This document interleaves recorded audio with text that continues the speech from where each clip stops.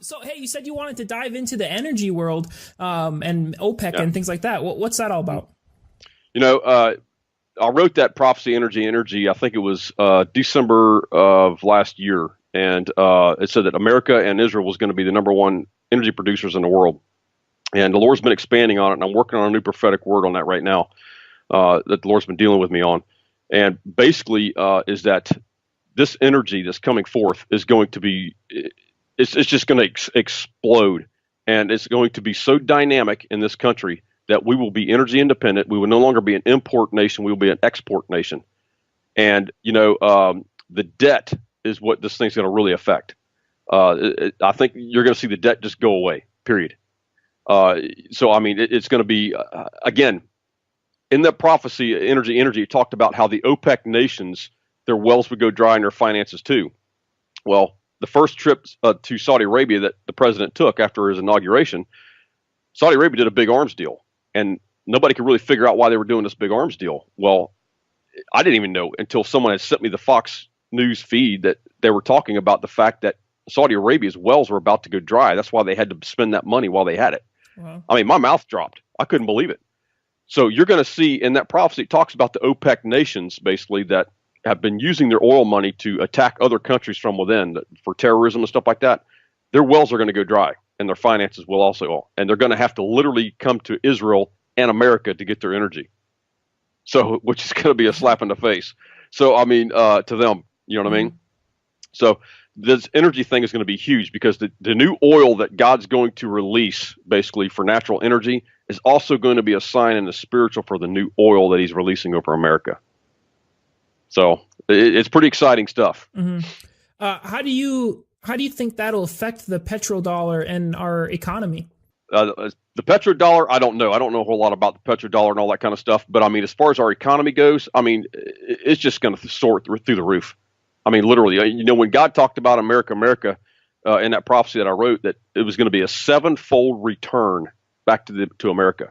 So, just the energy alone, if you just took the one thing with the energy, with the oil, the gas, the stuff that we're producing right now, and what people don't know, and they're not, again, mainstream media is not telling it, is that I know some oil people, and I've been talking to them, and right now, as we're speaking, all those rigs that were sent out of here in the Obama administration, going to South America and all these other places, these other countries drilling, they are literally picking them up, and they're on their way back here right now. Wow. Because the president has released ANWR. He's released the permitting in the Gulf. He's released the permitting off the offshore California. So, you're seeing all this stuff take place. So everything's getting set up for this big, huge energy boom right now. Wow. Yeah, that's exciting, though. It's a lot of jobs coming back. I know probably some people are going to be concerned about the environment. And that whole what was it? It was in that whole Indian reservation over the summer. There's a big fight over that. I kind of just see that when you see the mainstream media putting up a fight for something, you normally go the other way, and it's probably the right one. But that was one thing. One of the things that you said in our last interview was one of the main things that hasn't come true yet from your original prophecy was that the mainstream media hasn't started supporting Trump. Have you seen any change to that over the last couple months? Yeah. Actually, there's been a couple of little things here and there been dropped by certain news media outlets where who I can't remember who the guy's name came out and said, Trump's doing the right thing, or one of the media outlets started to agree with them a little bit. You know what I mean? Mm-hmm. So we're not quite there yet. You know what I mean? We're going to have a full-blown media that's going to support him. We're not quite there yet, but I think you're starting to see these little sparks of where they're starting to say, because look, this thing's going to be so big, Sam, with what Trump's doing, what God's doing through Trump, and it's going to be, they can't deny it anymore. Mm-hmm. It's getting, every day that goes by, Trump's moving so fast with this stuff. Look what he's done in his first year. They cannot deny what's going on. So, they're going to have to start reporting on this stuff. They're going to have to see the good. What is it? The black unemployment was at the lowest it's been in I don't know how many years, 17 years or something like that, or I can't remember what it was. It's incredible. So, so all these things, and it's scaring the enemy to death, man. And that's the other thing that the enemy's doing right now. The enemy knows his time is short, and he's literally pulling out every weapon of their warfare to try to stop this. And I got news for the enemy. It ain't going to happen because this is God's agenda, period. Nothing's going to get in the way. Nothing's going to stop it. Mm-hmm.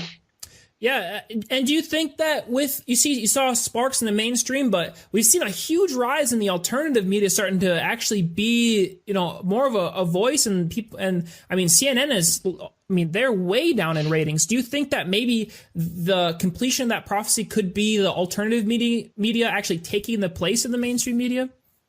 I think you're going to see, because one of the prophecies I wrote about the mainstream media was saying, where's my millionaires and billionaires?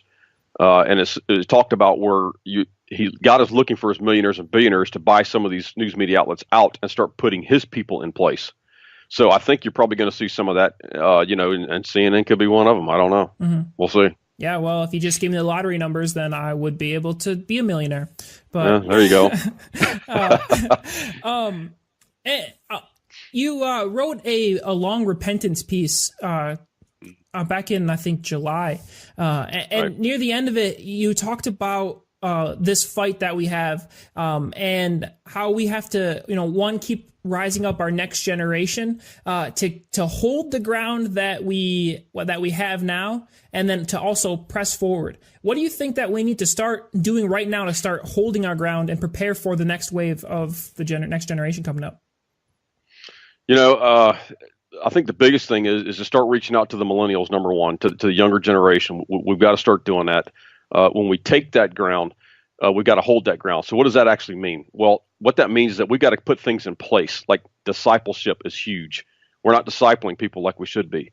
Or we've got people that are discipling people that have no business discipling people. See, this is the thing that I believe God's doing right now is there's a lot of things that are out of order right now, and God's going to bring order to his house. There's people in positions that aren't supposed to be there, people in the pulpit that aren't supposed to be there. They're supposed to be in business, people in business that are supposed to be in the pulpit. So you're going to see this huge flip-flop of things, and things being put right. But one of the biggest things to hold ground right now I see is going after the younger generation, is discipling these guys, getting them in there. That's holding ground. Somebody did a study on Billy Graham a long time ago. I can't remember what the study was now. But what a tremendous guy. How many souls has he won, for the kingdom of God? But the staggering part of that study was they said it was like 10% of it only stuck.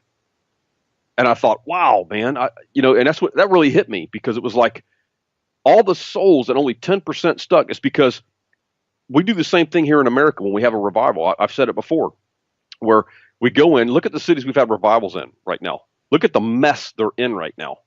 And it's like the Lord told me, that scripture where it says, when you cast a demon out, it seeks out rest and it comes back sevenfold worse. He says, Mark, don't think that doesn't happen geographically, because it does. And he says, so the enemy will say, yeah, you want to have a revival? Sure, come on in, because the church is very bad about not holding the ground they take. So they go in to a football arena, let's say, and they have this huge revival, and they win 100,000 souls to the Lord, and then they pull out. And they don't leave anything in place to disciple these people and to take care of them. So it's like, or the churches in that area they don't get with those churches in the area and say, hey, look, we're having this revival. We want you guys, we got to have a place to disciple these people, to hold this ground. And they don't do it. So when they pull out, now the enemy comes in sevenfold worse over that geographical area.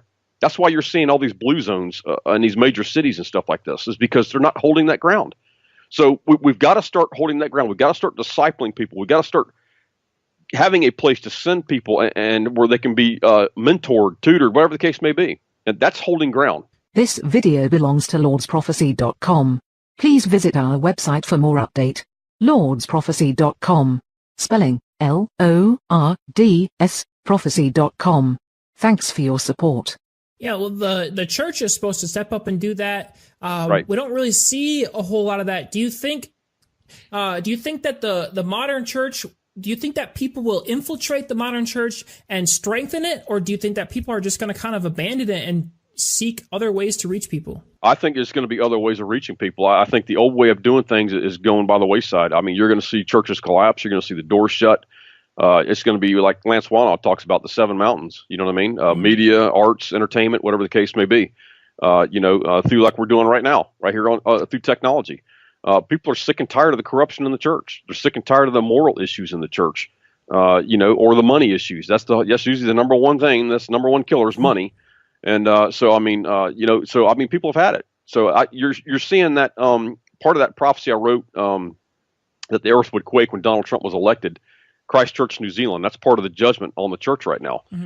Is that in Christchurch, New Zealand, it would be a shaking coming to Christ's church, and that it would be a tsunami. It would be coming two waves. They were waiting on the first wave, and the second wave they were waiting to come in. So the first wave, I believe, is this mass exodus we're seeing right now in the church because people are just fed up. And the second wave, I believe, is going to be the financial collapse of the church system per se, because that's what the church is. It's become a system. They're part of the Bail system, that whole 501c3 thing we've talked about before. So, but I think you're going to see a whole new way of doing things. I really do. What concerns me is we have seen an exodus of the church, especially in the millennial generation. But we've seen a huge rise in the number entering like witchcraft and different other false religions. How are we supposed to combat that? And as they leave the church to enter into the real church, how do we bridge that gap better? I don't know. That's going to be something that I think it's going to be depending on individual churches, individual fellowships or congregations. You know what I mean? I hate even calling them churches. It's congregations because, if you do a word study, the word congregation means people. The word church is talking about a building. You know what I mean? That's the problem now is they're too worried about the building. If you took some of these mega churches that have, 10, 20, 30,000, you're talking about an invasion force, literally. If you turned these people out on a Sunday morning on the streets and went out and started witnessing to people, healing the sick, raising the dead, whatever the case may be, and spreading the gospel, you could turn a city around overnight. I mean, think about it. With 10,000 hitting the streets, I mean, that's an invasion force. So, I mean, we've got to start doing a better job of getting out of the four walls and start hitting the streets and taking ground. But more importantly, we've got to have a place to send them. We've got to have a place to hold that ground as well.